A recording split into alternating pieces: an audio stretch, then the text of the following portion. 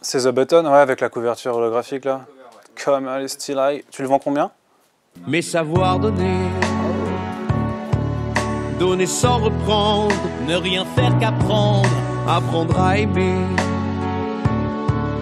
Aimer sans attendre, aimer à tout prendre, apprendre à sourire. Rien que pour le geste. Mon coup de cœur cette semaine, c'est Falcon, qui est écrit par Rodney Barnes et dessiné par Joshua Cassara. Nous allons parler de Marvel Legacy, le relaunch de Marvel, qui s'ouvre avec certaines séries comme celle-ci, consacrée donc au personnage de Faucon, qui est l'ancien acolyte de Captain America. Et vous le savez, Captain America avait pris contrôle du monde ces dernières semaines dans l'univers Marvel. Et donc là, on commence un nouveau cycle où notre ami Faucon va travailler avec un autre héros noir américain qui est patriote, et ils sont un petit peu en tandem façon Oracle Batman ou Batman Robin dans ce numéro qui va parler de thèmes d'actualité, puisqu'en fait les deux personnages sont pris dans une guerre de gangs dans les rues de Chicago et ils vont décider en fait d'œuvrer ensemble pour tout simplement faire taire cette guerre de gangs au profit des habitants de la ville et notamment de leur maire. Ça va pas effectivement se passer comme on peut s'y attendre correctement, et puis on va avoir un twist à la fin que bien sûr je ne vais pas révéler ici, mais qui a tendance à mon sens, un petit peu annuler le propos politique qui est développé dans les premières pages du numéro. Cela dit, je les ai trouvées plutôt bien écrites, le tandem entre les deux personnages marche bien, il y a pas mal d'actions, il y a un moment où Falcon arrive pour proposer une trêve à un gang pendant que Patriot va voir l'autre gang, et c'est assez fort. Il y a tout un dialogue entre les deux personnages qui est assez cool, et on rappelle notamment le fait que Captain America est une figure controversée désormais dans l'univers Marvel, donc j'ai trouvé ça très actuel, plutôt intéressant, et c'est bien dessiné par Cassara qui fait des planches assez cool. Il a une composition qui est changeante dans l'action ou les dialogues, il arrive à créer des choses, c'est pas flemmard. Après je pense que le trait ne plaira pas à tout le monde, mais globalement j'ai trouvé que c'était un numéro 1 de qualité pour introduire le personnage dans un nouveau contexte. Après il y a un petit doute sur le twist pour ma part, mais si vous aimez le personnage, je pense que ça peut vous plaire. Donc voilà, Falcon paru chez Marvel cette semaine. Mon coup de cœur cette semaine, c'est The Wicked and the Divine numéro 32. Alors on est dans la fin de l'Imperial Phase, qui va correspondre en fait au TP numéro 6 de la série, sachant que Kieron Gillen a annoncé qu'elle en ferait 10, donc on approche de la fin.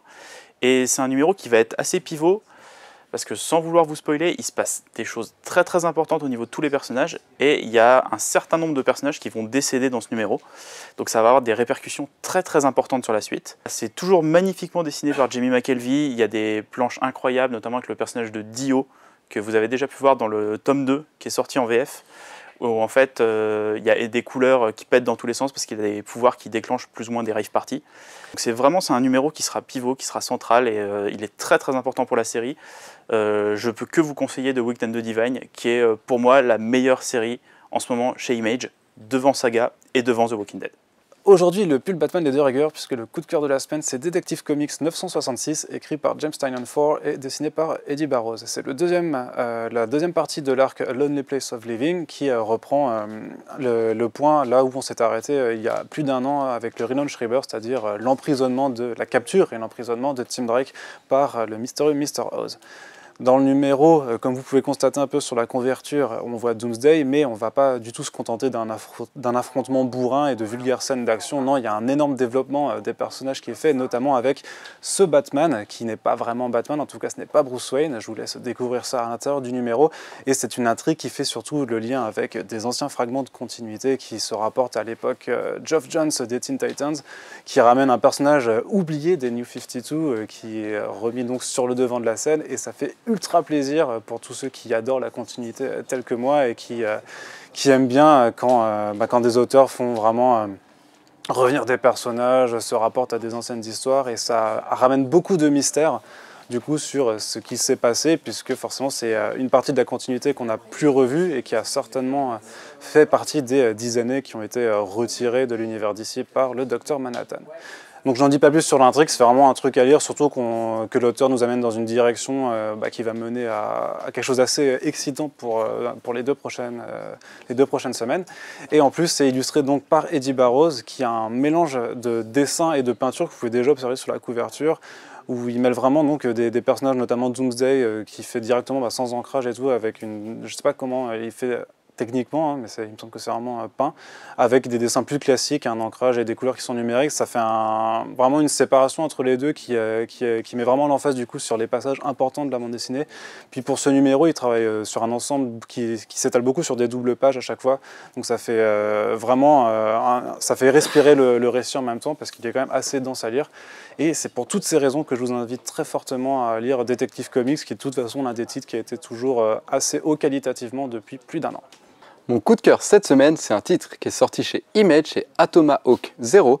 C'est écrit par Donny Cates, qui est un scénariste assez prolifique en ce moment, puisqu'il vient de sortir le TP de Buzzkill chez Image Comics, et il vient de finir aussi God Country.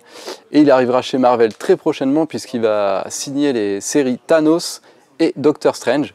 Et c'est dessiné par Ian Benderman.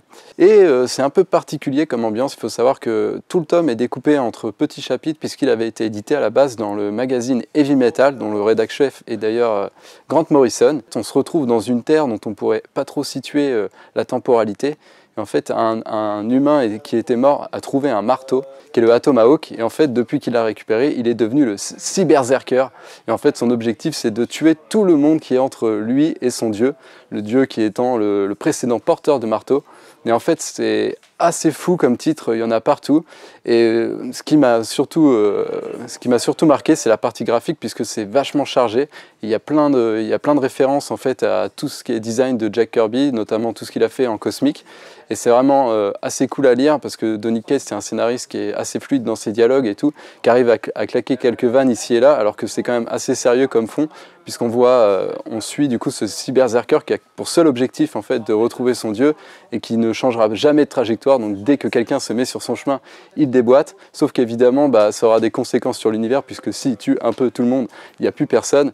Et franchement, c'est un pur titre, c'est vraiment super.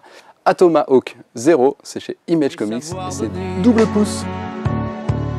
Donner sans reprendre, ne rien faire qu'apprendre, apprendre à aimer. Aimer sans attendre, aimer à tout prendre, apprendre à sourire. Rien que pour le geste, sans vouloir le reste, et apprendre à vivre et s'en aller.